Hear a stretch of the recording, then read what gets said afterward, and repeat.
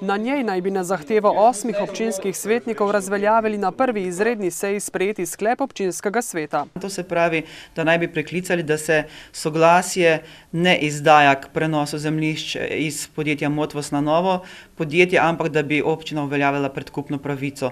Kar pomeni, da bi občina odkupila zemljišče v industrijski coni, ki ga je pred leti prodala Motvozu in tako onemogočila postavitev tovarne Green Line Oil. Ampak moramo verjeti, da je ta znesek resnično velik in pa seveda še je potrebno davek odvesti državi, nekje okrog 100.000 evrov bi se to vrtelo.